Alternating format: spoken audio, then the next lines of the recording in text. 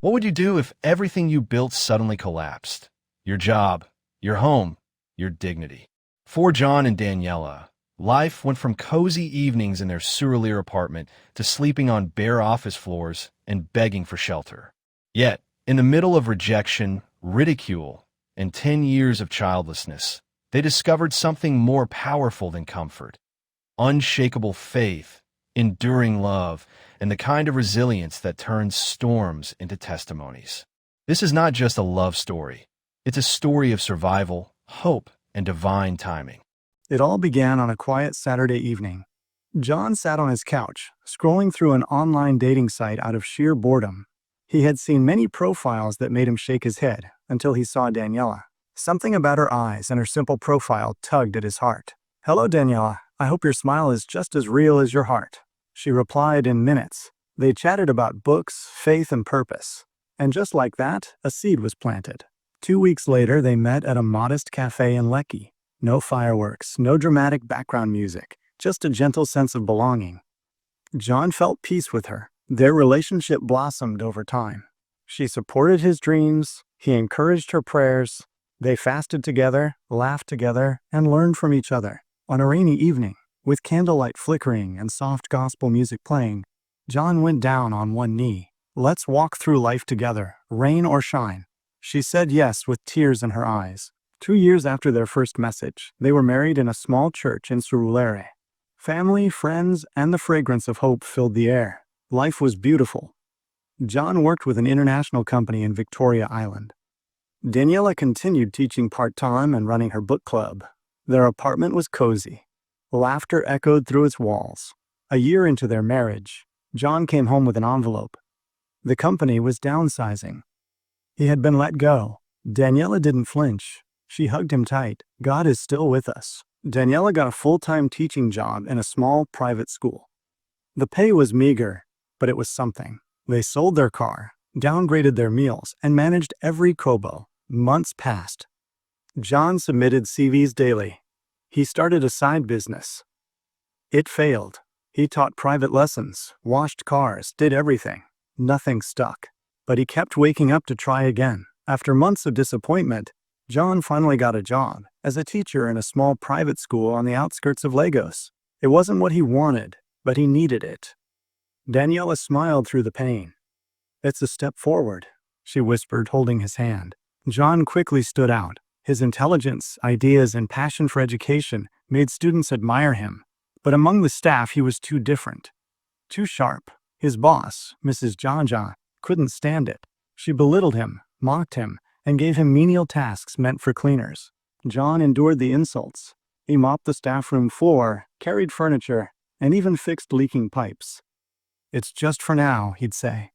But each day chipped away at his dignity. At night, he'd return home to face another battle: unpaid rent. Madame Doyen, their landlady, once admired John. He had cleaned her compound, fixed her tap, and even helped her with her son's homework. But love faded with unpaid rent.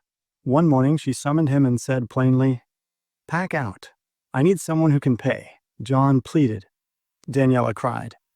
Madame Doyen folded her arms. "This is business." And just like that, their home was no longer theirs. They packed their lives into bags, unsure where to go. Daniella had just switched jobs, now teaching at a new school with a slightly better salary. In desperation, she begged the school owner, Mrs. Smith, to let them stay in an unused classroom. It was granted, for now. By night, they locked school gates, pumped water at midnight when NEPA brought light, and ensured the school was safe. They became unofficial night guards. By day, they worked with tired eyes and forced smiles. At first, Mrs. Smith seemed kind, but soon her strange behavior began to show. She brought Daniella fruits and soups, urging her to eat. She'd borrow earrings and necklaces, things she could easily afford. Daniella, discerning in spirit, knew something wasn't right. Daniella stopped wearing the borrowed items, politely declined the food. Mrs. Smith changed. She became cold, aggressive. One evening she snapped, accusing them of ingratitude. "You people should leave," she barked. Again, they were homeless. A friend offered them space to sleep in her office. The rule was simple: arrive at night, leave before sunrise. It wasn't home, but it was something. The office space was cold and bare. No mattress, no privacy. Just a piece of foam and worn-out blankets. Every night, John and Daniella sneaked in quietly, careful not to disturb the surroundings. By dawn, they'd pack up and leave like shadows that never existed. Morning after morning, they'd rise early to clean the office before the owner arrived. Daniella would sweep the corridor, and John would polish the glass doors. They did it with grace, never complaining, never leaving a trace that they had slept there. Despite their pain, they shared quiet joy. One night, as the rain poured outside, they danced barefoot on the tiled floor of the office. Daniella laughed so hard, she cried. "We're still alive," she whispered. "We still have each other." After nearly a year of rejection, John got a call. A small media agency needed someone to manage online ads. The pay wasn't much, but it came with hope. The kind of hope they hadn't felt in years. That night, they celebrated with 2 bottles of malt and a cara. They laughed, prayed, and dreamt. But the next morning, just as John was preparing for his first day at the new job, the office owner called. "You have to leave. I need full use of my space." They had nowhere else to go. No family. No friends willing to help. 11 months of moving from one place to another. Now, they were truly homeless. They sat at a bus stop that night, watching the streetlights flicker. With borrowed money, they rented a single room in a crowded compound in Mushin. It was noisy, chaotic, and cramped. But it had a door they could call their own. John's new salary came monthly, but it barely lasted 2 weeks. They borrowed from friends, took loans from coworkers, and skipped meals. Yet they tithed from every little they earned. "If we stop trusting God now, we're finished," Daniella would say. Year after year, they prayed, fasted, worked, and waited. The cycle repeated. Borrow, work, pay debt, borrow again. Yet they never stopped attending church, never stopped volunteering, never stopped praying. 10 years into their marriage, they remained childless. Some friends drifted away. Family asked questions. Daniella tried to smile through it all.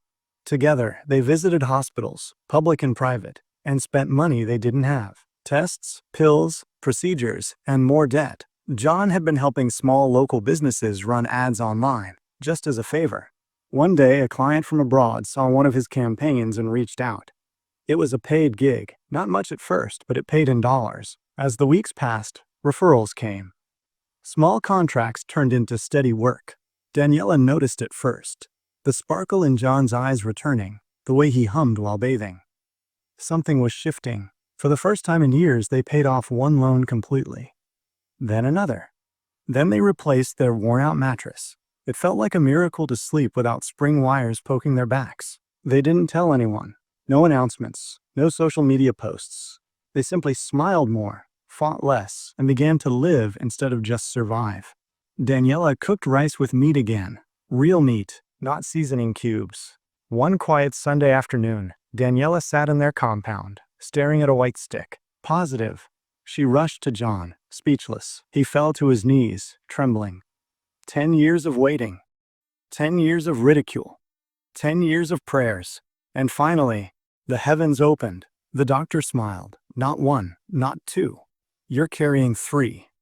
Daniella blinked. "What?" The nurse repeated. "You're having triplets. 2 boys and a girl." She fainted from joy. They moved out of the crowded compound into a 2-bedroom apartment in a quiet estate. It had a water heater, tiled floors, and silence, something they hadn't known in years. John's business exploded. He got invited to international webinars. Foreign clients signed long-term contracts. Daniella registered an NGO to support struggling women. Her story became a message of hope. They bought land, built a house, purchased 2 cars. Their children, vibrant, healthy, and joyful, became the center of their world. What once felt like a curse had turned into a testimony. Through it all, John and Daniella never turned on each other. In their darkest nights, they chose love. In empty kitchens, they chose prayer. In crowded bus stops, they chose hope. And now, in abundance, they still chose faith. John and Daniella were invited to speak at their church's annual couples retreat. Standing on the same stage they once swept as volunteers, they shared their journey, not to boast, but to testify. Tears flowed in the crowd. "This can only be God," someone whispered. They didn't just own one home. They built 3. One for themselves, one as a rental, and one for Daniella's aging parents. The woman who once begged her boss for accommodation now gave others shelter. Daniella's NGO launched a scholarship program for girls from low-income homes. John mentored young men in tech and digital marketing, helping them build freelance careers from scratch. The ones who once had nothing were now building futures for others. John and Daniella boarded a plane together for the first time, heading to Ghana for a tech seminar. As the flight took off, Daniella gripped his hand. "This used to be a dream," she whispered. John smiled. "Now it's normal." They visited the old compound in Mushin. It was still chaotic, still noisy, still full of life. They gave envelopes to old neighbors and paid for some children's school fees. "Thank you for letting us be part of your chaos once," Daniella said. A lavish birthday party. Balloons. Cakes. Family.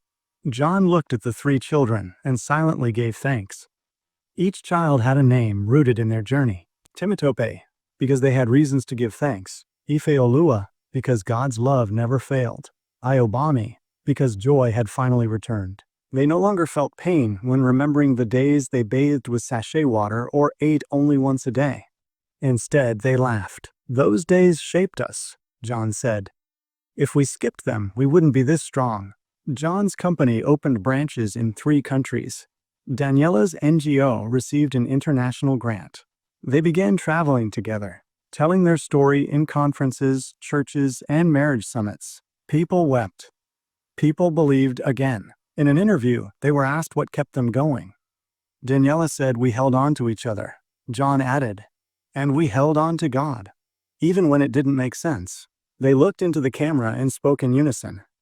"Don't give up. Your story is not over." Now living in a serene estate in Lagos with a home in Canada and properties around Nigeria, John and Daniella start each morning in prayer. They never stop thanking God, not for the riches, but for the journey. The rain stopped. The sun came. But it was never really about the weather. It was about holding on through the storm and coming out stronger together. When the rain wouldn't stop is more than just a love story. It's a journey of faith, resilience, and divine timing.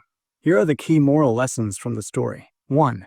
Never give up, even when life falls apart. John and Daniella faced job loss, homelessness, humiliation, and childlessness. Yet, they never gave up. They kept moving forward, even when there was no visible light at the end of the tunnel. Lesson. Life may throw painful seasons your way, but endurance is a seed that always produces a harvest if you don't quit. 2. Faith in God makes the impossible possible. Through all their struggles, they never stopped praying, attending church, or trusting God. Their faith was not based on comfort. It was rooted in trust, even when nothing made sense. Lesson. Trust in God in dark times brings light. Faith doesn't always remove the struggle, but it carries you through it. 3. True love stays in good and bad times. John and Daniella didn't abandon each other. They cried together, starved together, prayed together, and celebrated together. Their love wasn't based on material things. It was covenant. Lesson. A strong marriage isn't about wealth or romance alone. It's about loyalty, teamwork, and unwavering support. 4. Pride must die for purpose to live. John, a highly intelligent man, did menial jobs, was insulted, and swept floors. Yet he didn't allow pride stop him from doing what needed to be done to survive. Lesson. Humility is strength. God often uses low places to prepare people for high positions. 5. Don't underestimate small beginnings. John's breakthrough came from a side hustle, something he started casually. That little effort became the foundation of his future success. Lesson. What seems small today can open mighty doors tomorrow. Be faithful in the little. 6. Delayed does not mean denied. They waited 10 years to have children. The delay was painful, but in the end, they were blessed with triplets, more than they asked for. Lesson. Delay is not a sign of denial. Sometimes, the longer the wait, the bigger the blessing. 7. Always give back when you rise. Even after becoming successful, John and Daniella returned to their former neighborhood, helped others, mentored young people, and supported women through Daniella's NGO. Lesson. True success is not just in what you have, but in what you give. 8. Adversity builds strength and character. The trials they went through didn't destroy them. They built their character, shaped their values, and prepared them to handle success. Lesson. Trials don't come to kill you. They come to refine you. 9.